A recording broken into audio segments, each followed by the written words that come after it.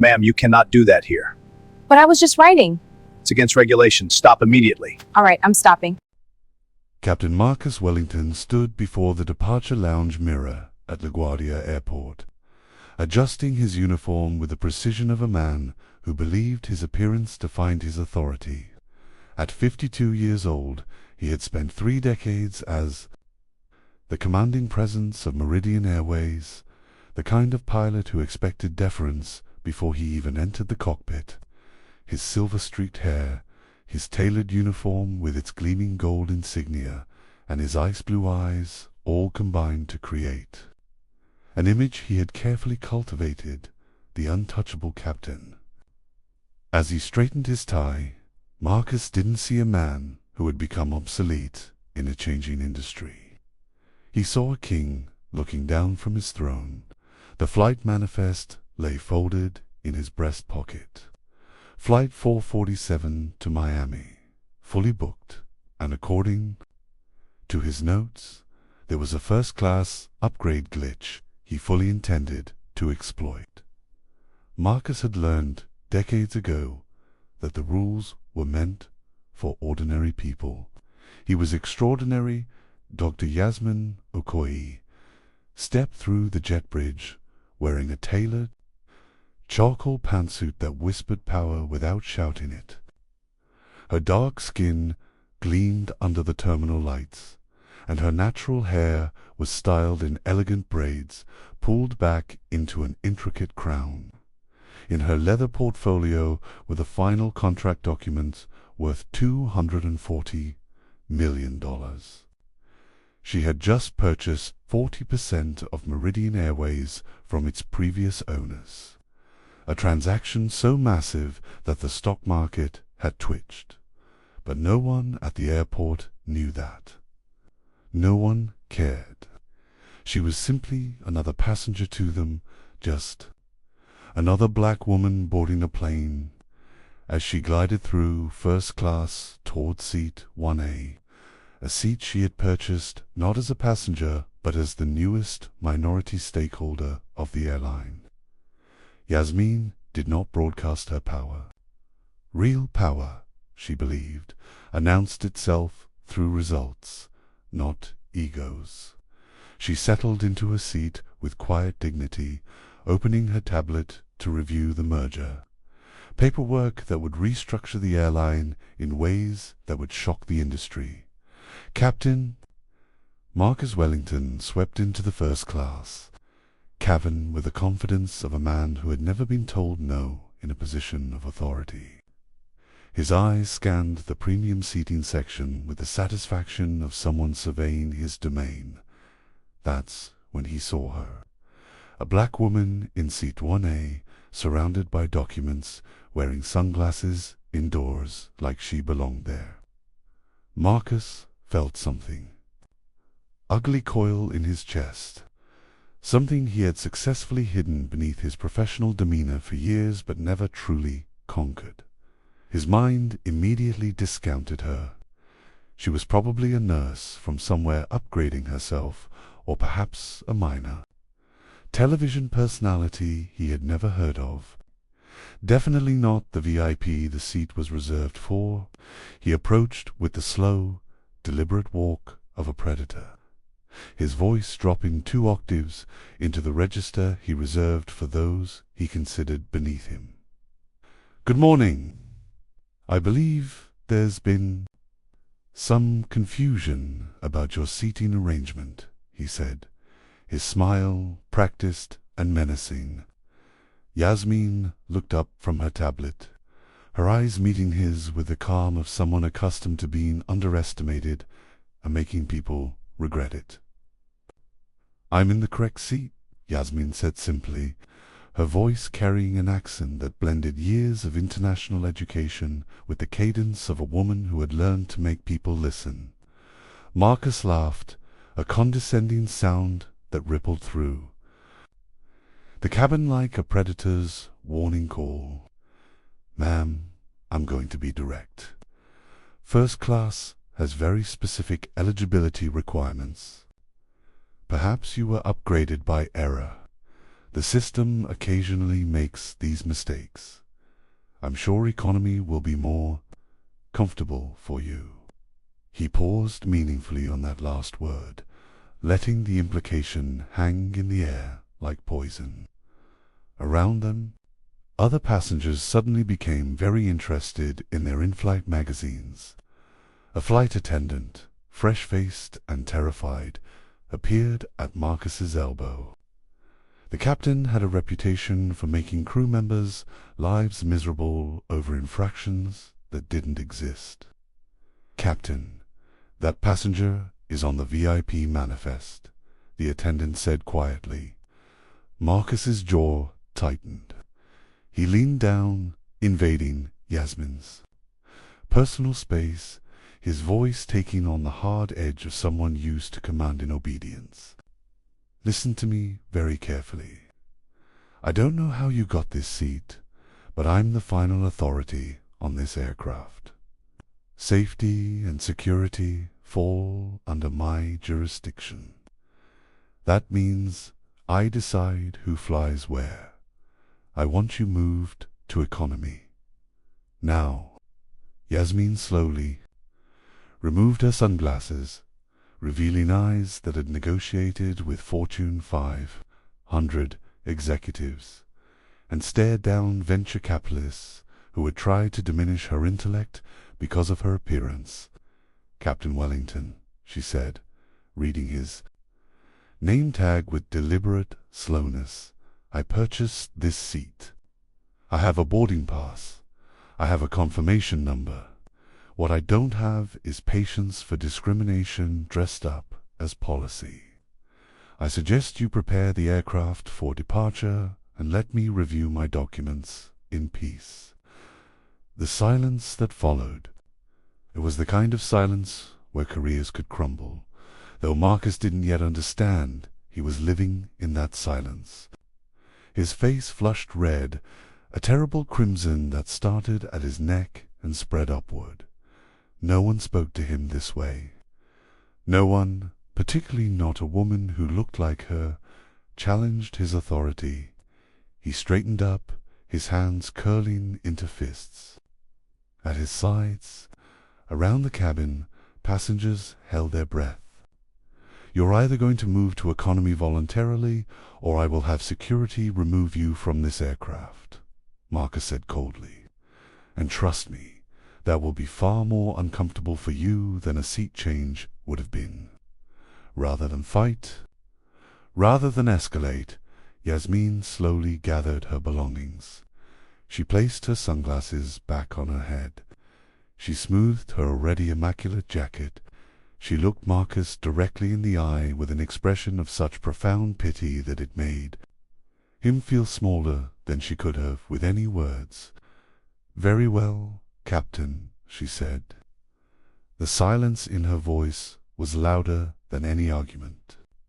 As she stood and began to walk toward the rear of the aircraft, every passenger who had stayed silent felt the weight of their complicity. A tech entrepreneur in 2F watched her pass with dawning realization. An elderly woman in 1K suddenly felt ashamed. Flight attendant Sarah, the young one who had tried to help, looked like she might cry. Yasmin walked the entire length of the aircraft with her head held high, past rows of staring faces, past a baby that suddenly began to cry as if even an infant could sense the injustice unfolding. The last row was where the crew rest seats sat, a cramped, uncomfortable space designed for flight crew to take brief naps, not for passengers. It was positioned next to the lavatory. The smell of industrial cleanser mixed with something biological. Yasmin sat down without complaint, without tears, without rage. She simply sat, her expression serene, while her mind was already working 3 moves ahead. That evening, as Flight 447 cruised at 35,000 feet, Marcus sat in the cockpit with the satisfaction of a man who believed he had won. He had eliminated the problem. he had reasserted his authority. He had put someone in their place, though that place had never been specified anywhere but in his own prejudiced imagination. What he didn't know was that Yasmin was already on her phone in that cramped seat, calling her legal team, calling her board representatives, calling the CEO of Meridian Airways. Her voice was steady, professional, and absolutely devastating. She documented the interaction in real time. She provided flight number, timestamps, witnesses. By the time Flight 447 touched down in Miami, the wheels were already in motion. The CEO received a call that made him go pale. The board chairman's secretary booked an emergency meeting for 5 the next morning. The legal department began reviewing Captain Marcus Wellington's file with a grim intensity of people preparing for war. Marcus deplaned that evening like a conqueror, barely noticing Yasmin rising from her seat in the back, her composure intact, her plans already made. He strode through the terminal toward his hotel, proud of himself, congratulating himself on maintaining the standards of first class. He checked into his room without bothering to turn on the news. He ordered room service. He called his ex and boasted about putting someone in their place. He fell asleep believing he was invincible. 240 miles away, in the headquarters of Meridian Airways, Yasmin sat in a conference room with the legal team, the board, and the CEO. They watched the security footage from the aircraft. They listened to witness statements. They read the manifest that clearly showed Yasmin Ukoi, newly appointed minority stakeholder and board member, in seat 1A. The CEO's face went ashen. A lawyer opened his notebook and began writing. Somewhere in the building, Human Resources pulled Marcus's entire file. What they found was worse than any single incident. There were 12 previous complaints, 12 reports from flight attendants, ground crew, and passengers describing behavior that ranged from unprofessional to predatory. 12 incidents that had been buried, dismissed, and forgotten because Marcus was a captain and captains were protected like they were. Protected by some ancient aviation covenant. Marcus's phone rang at 6 in the morning. It was the CEO. Captain Wellington, you need to come in immediately. We have a situation. The words were delivered with the coldness of someone delivering a terminal diagnosis.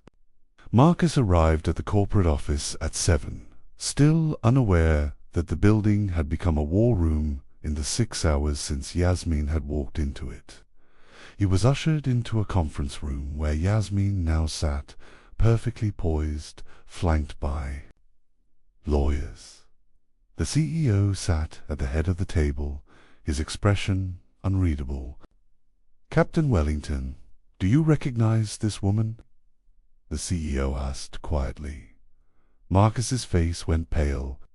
She was a passenger on Flight 447 yesterday. She was, indeed, the CEO confirmed. She was also the new majority shareholder who just purchased 40% of this company and, therefore, your employer. More importantly, you violated every diversity and inclusion protocol we have. You engaged in behavior that constitutes racial discrimination, and you did so while representing this airline. Dr. Okoi has decided to press charges. The board has voted to suspend you pending investigation. You'll turn in your uniform and credentials before you leave this building. Within 24 hours, Marcus's life had fractured into pieces he couldn't put back together. The story initially contained within the aviation industry leaked to the media. Meridian Airways captain removes black executive from first class, screamed the headlines. Social media exploded. Pictures of Marcus in his uniform appeared on every major news outlet, paired with the worst photos they could find, photos that made him look small and cruel.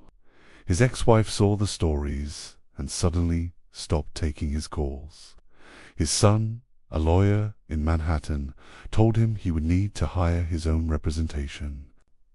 The airline, under Yasmin's guidance and the new board's direction, announced a company-wide restructuring. Captain Marcus Wellington was being terminated for gross misconduct. His commercial flying license was under review. There would be a formal civil suit. The legal fees alone would bankrupt him. Marcus sat in his apartment, watching the walls close in. His phone rang constantly, reporters, lawyers, the pilots' union trying to manage the catastrophe. He was becoming the face of aviation industry. Racism, the villain in a story that had gone viral, the embodiment of every bias that had ever poisoned the profession. But what broke him most was the statement from the Federal Aviation Administration. His commercial pilot's license was suspended pending an official investigation. Without that license, he had no career.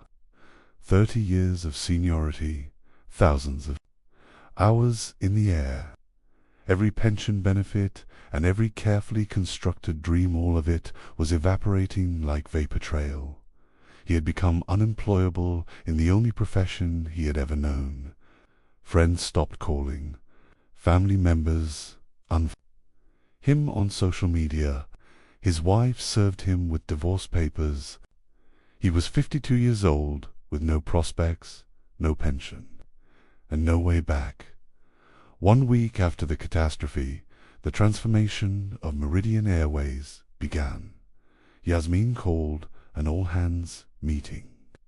Every pilot, flight attendant, ground crew member, and administrative staff member tuned in via video conference. "I purchased this airline because I believe in its potential," she said, her voice calm and authoritative. "But potential means nothing if it's built on a foundation of fear and prejudice. We are going to rebuild this company from the ground up, new diversity and inclusion policies, new training for every crew member. Promotions will be based on merit and character, not on who you know or what you look like. And if anyone in this company cannot embrace that vision, there's the door." She paused, letting the weight of her words settle. "We are going to make this the most inclusive airline in the industry. Not because it makes us feel good, because it makes us better, and because every person who walks through our gates deserves to be treated with dignity." The changes came swiftly. Meridian Airways hired a new head of human resources, a woman who had spent 15 years rooting out discrimination in corporate America. Every single pilot went through bias training, mandatory and intense.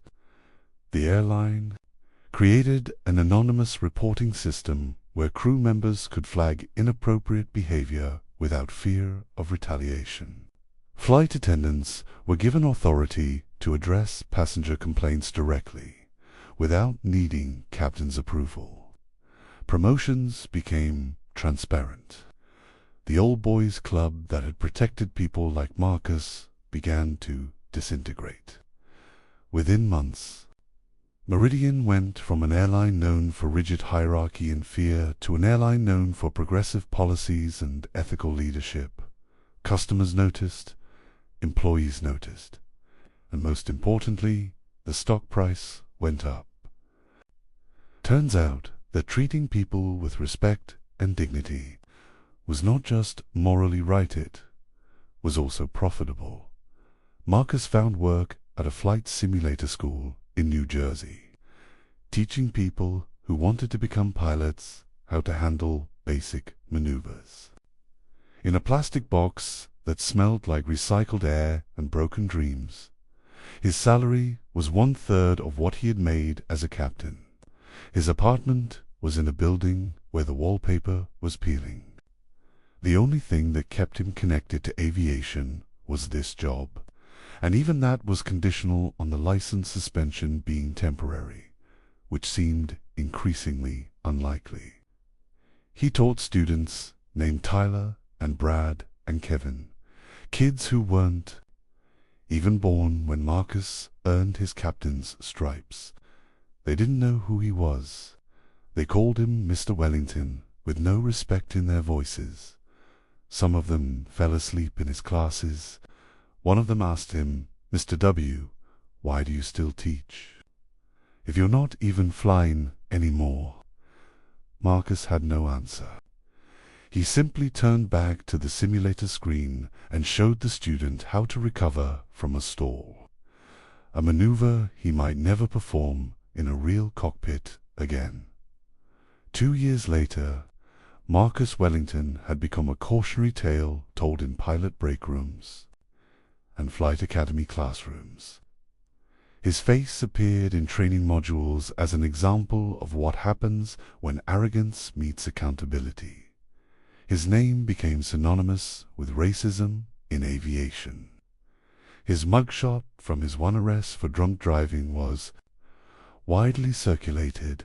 His ex-wife gave an interview to a major magazine describing him as a man who had used authority to hide his insecurity. His son stopped answering his calls altogether. His pension, which should have been substantial, was reduced dramatically due to the legal settlements. His Florida property was gone, sold to cover attorney's fees. What remained was a small apartment in a gray building in a gray town in New Jersey, a job that didn't require him to leave the ground, and a future that looked exactly like the past. Small, hollow, and utterly ordinary. 3 years after Flight 447, Yasmin received a letter forwarded through her attorney's office. It was from Marcus. His handwriting was shaky, uncertain. "Dr. Okoye," it began, "I don't expect you to read this. I don't deserve your time, but I need to tell you that I was wrong. Not because of what it cost me, though it cost me everything, but because I was wrong in the deepest sense. I treated you the way I treated you because of how you looked, and no amount of consequences will change the fact that I did that. What I did to you, I did to many others. I've had 3 years to think about who I was, and I didn't like that. Man, I don't know if you'll believe this, but I'm grateful to you, not for the punishment, for the exposure, because before you, I was hiding in plain sight, comfortable in my cruelty, untouchable in my uniform. Now I have to see myself clearly. I'm still the same man, but at least now I know what I look like. I'm sorry, I understand that's worthless, but I'm sorry. It was signed simply Marcus Wellington. Yasmin read it once. She read it again. She passed it to a lawyer. "File it," she said, "and see if he's maintained his therapy appointments." He had, every Tuesday and Thursday for 3 years. Marcus Wellington had been sitting in a small office, trying to understand the person he had been and whether he could become someone different. 5 years after Flight 447, Marcus was called to testify at a federal civil rights hearing. The case was massive class action against Meridian Airways and several other airlines for systemic racial discrimination over a 2-decade period. 12 victims were filing suit. Marcus's own case had become the template, the catalyst that made everything else possible. He sat in the witness box in front of a court, full of cameras and reporters and lawyers and the families of everyone he and men like him had wronged. He answered questions with a kind of brutal honesty that only comes after years of reckoning with yourself.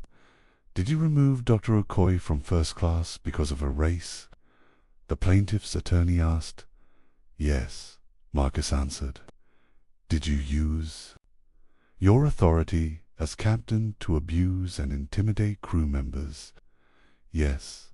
On how many occasions? I don't know. Dozens. Hundreds. Possibly.